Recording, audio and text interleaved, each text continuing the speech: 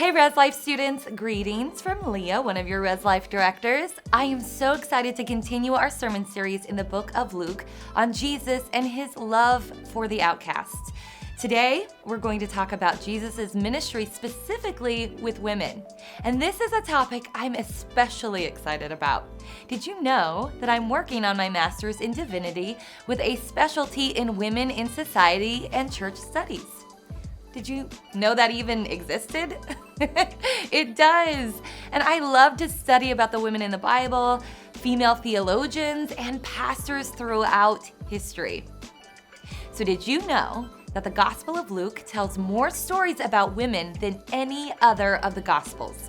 In fact, Luke's first letter contains 23 stories that are never mentioned in any of the other Gospels. In chapter 8, we meet a group of women who consider their high status less than important in contrast to the blessing of being able to serve alongside Jesus.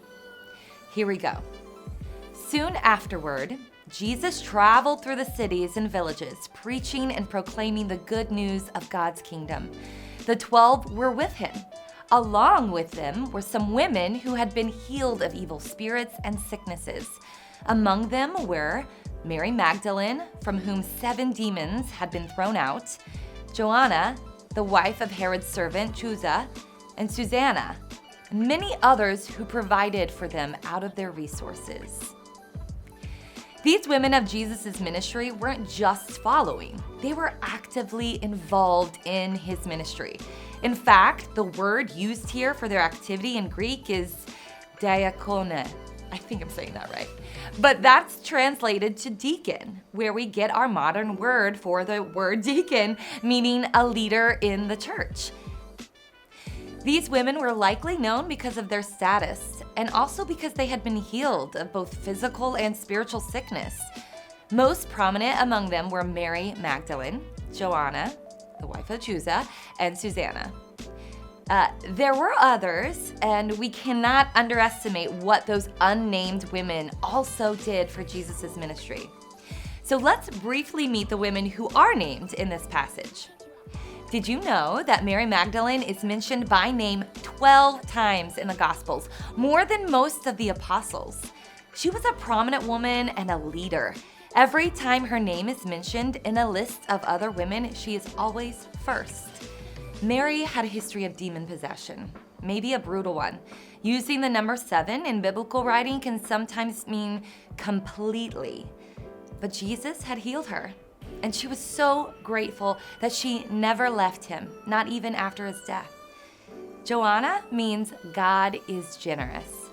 Her husband, Chuza, had a position of authority in Herod's household. And because people generally married someone of like social status, Joanna probably belonged to a prominent Jewish family. Another interesting note is that it's uncommon for a husband and a wife to both be mentioned by name. So this most likely means that they were both believers and followers of Jesus Christ, using all their means to help further the good news. Susanna is mentioned less, but she was also likely from a prominent family and well known. This may be the reason why her name is also listed, just rather than being included with the many others. She was probably also part of the group that followed the women to Jesus' burial site. These women are an example of what it means to follow Jesus, to give freely, to join him in ministry. And though we don't walk with Jesus in the flesh today as they did, there are a lot of lessons that we can learn from them. And although our time and society is different from Jesus' day, there's a lot we can learn from how Jesus cared and respected women. Here are a few ideas. 1.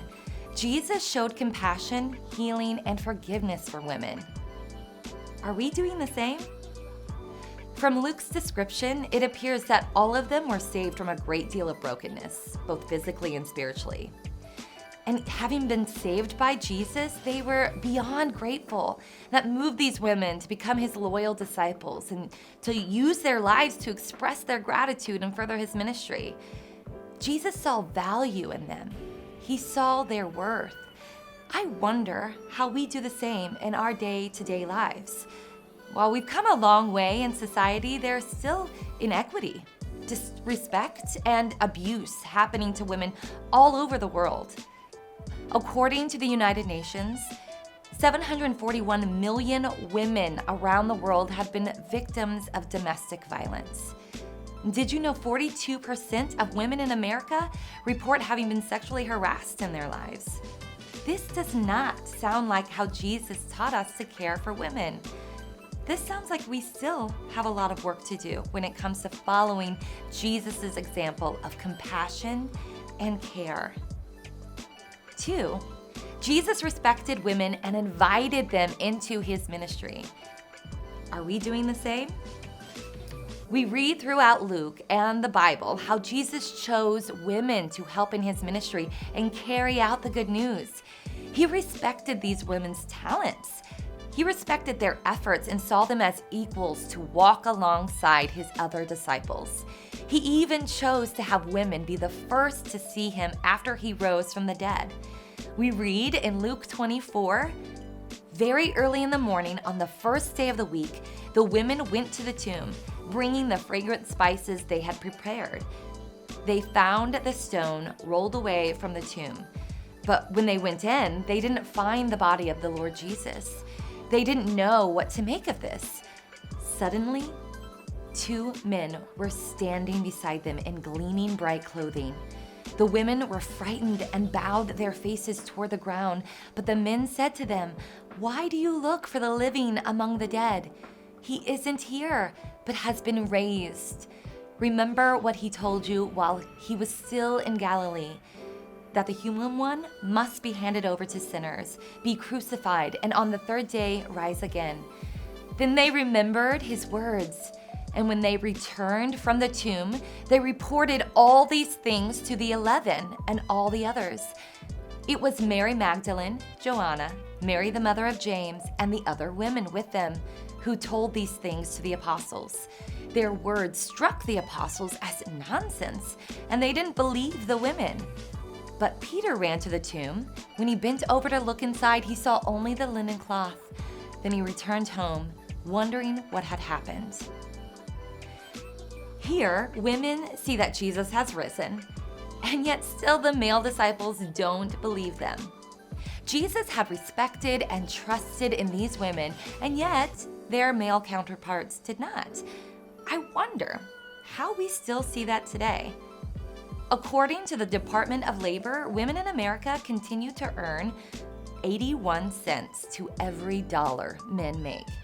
That's like women working for 2.5 months without pay compared to men. Only 24% of women are in the Senate.